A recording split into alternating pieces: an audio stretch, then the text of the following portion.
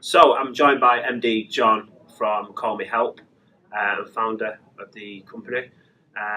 Would you like to share with us the whole concept of the business and what it does and where you're up to with it and where it's going? Certainly. The population's aging. There are fewer children to look after the aging population. People like myself who live alone and enjoy living alone are potentially vulnerable at various times. So I initially created CallMeHelp to keep in contact with my daughter in London so that she could just keep an eye on me when I wasn't particularly well. And not that it was anything serious, just a cold, etc. And so that was the start of the business. That was in 2014. I now realise there was a much wider need for the service, and a few other things have come together over the years to actually make it a much more better service. And so we've launched this year, put a team around it. We have 4 people in addition to myself, technical, marketing, general admin, and all the things you need to make a business run. And we're in the process of launching it. And at the moment, we're looking for people who can actually want to sign up to our newsletter, keep track us, see how we're doing, see where we're going, who have the need. And if we can do that, we're able to get some feedback from them to help us to figure out what the features are that the product really needs. So what does it do now? What it does now is it takes a signal from something like a presence sensor, an infrared, passive infrared in the corner, this sort of thing, and it checks in periodically. The system works like kitchen tiling. It's continually trying to come down to 0, and it's continuing to reset my activity in the environment. That activity can be a passive infrared, a motion sensor of another sort, or an energy monitoring system which reflects that you've turned on the kettle or had a shower, etc. If it ever counts down to 0, it calls for help. The benefit of using the energy monitoring part of the component is that it looks at the user's lifestyle. And if that changes fundamentally, if there's a pattern change, then we can actually warn somebody saying there's something you need to have a look at here. Perhaps you're getting up in the middle of the night, maybe not using the kettle as much, perhaps not cooking as much. All of these little indicators come in, and it gives a warning to somebody who's caring for that individual that they may want to check in.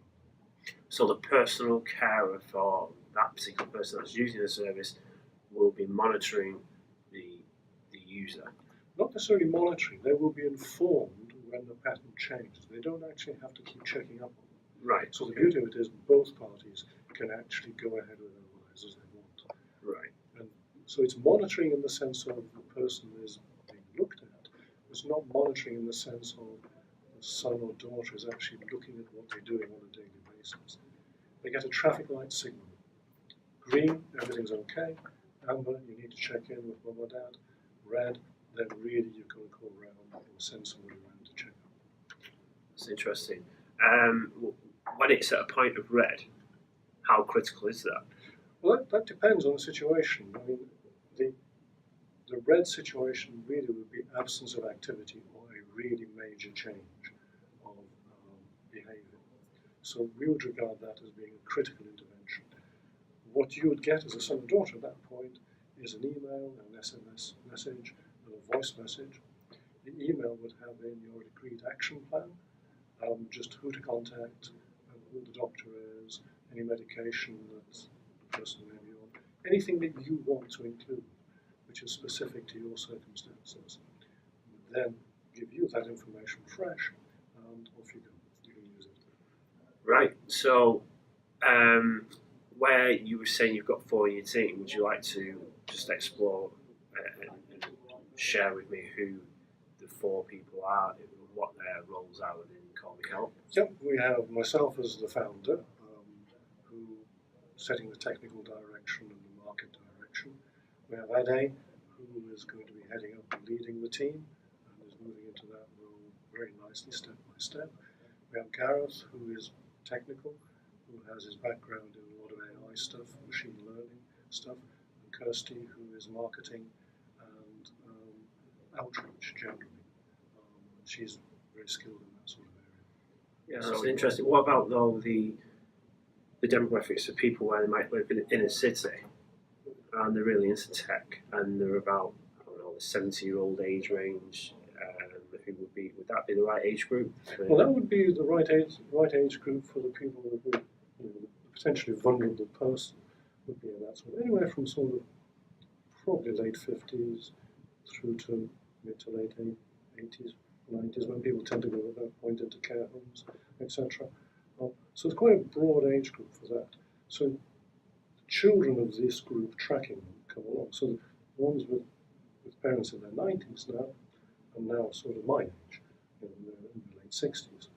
But there are much younger people as well. So the demographics of the potential customer, the son or daughter, tend to be 20, 30 years behind the age group. Have you ever thought about, say, like my dad died of ascites and cirrhosis of the liver, and he was only 57 years old, and I can see a place where CallMeHelp may have been able to help and aid, because obviously his system was starting to deteriorate really badly, and he was pretty much housebound in his apartment. And people, going to check on him towards the latter end.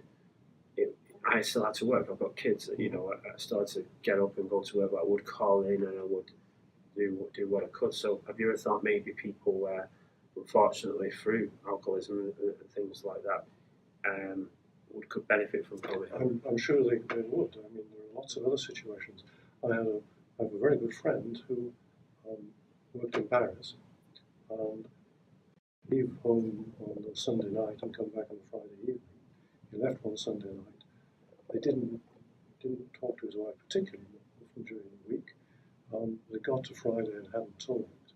Saturday came around, they still hadn't talked. His wife hopped on a train to Paris and found him unconscious in the apartment. Wow. He woke up 6 weeks later. So he went into a coma. He went into a coma, and he had sepsis. And he had no idea how he got it. He didn't feel particularly ill. But he went to bed thinking he thought he might have a cold coming on. As far as he's concerned, he woke up 7 weeks later. So there are many, many situations like that. And during the course of actually working with it and developing it, loads of people come to me and said, when I was one chap said I was in a hotel room and he was in his 30s and he had a stroke and nobody found him for 48 hours. So these stories are legion.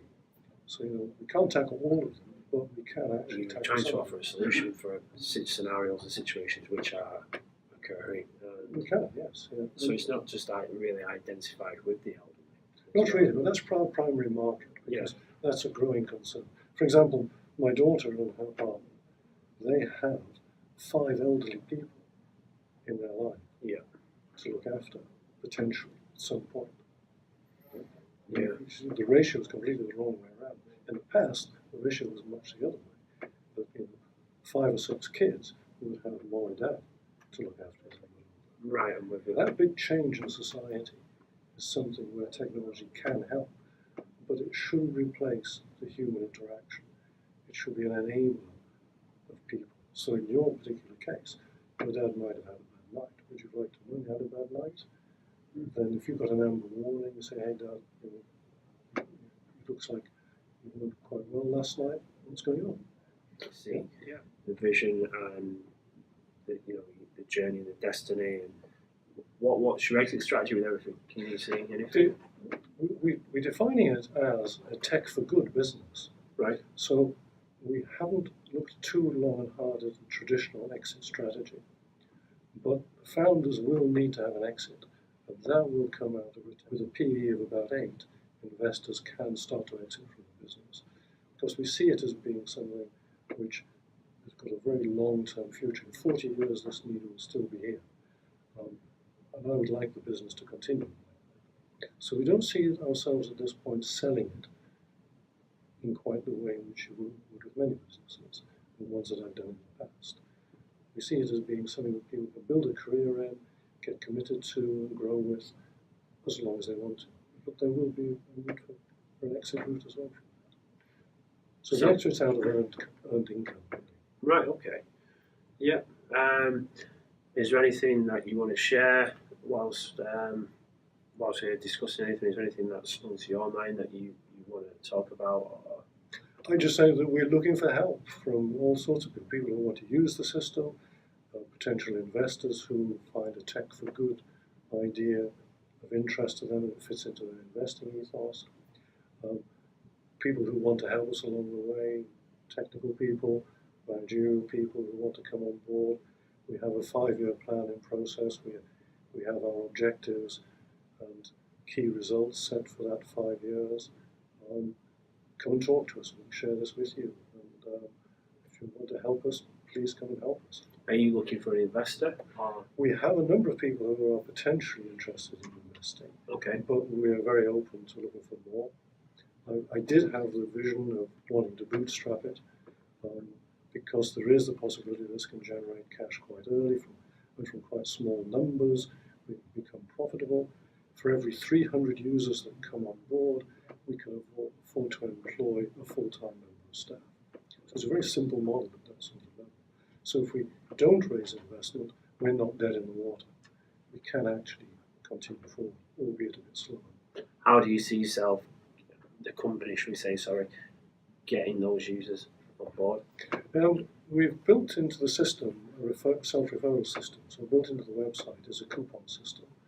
And that coupled with PR into local press and through engaging with our first 2,000 users, we can start to sort of feed out of it. Say, give them a coupon, hand that to sort of 5 of your friends who are in a similar sort of place, and that will give them free use of the service for 3 months, whatever it may be. And that sort of cascading process, we can actually grow the business quite nicely. And we're aiming for about 150,000 users by year 5. So are you just using SEO to direct traffic to your...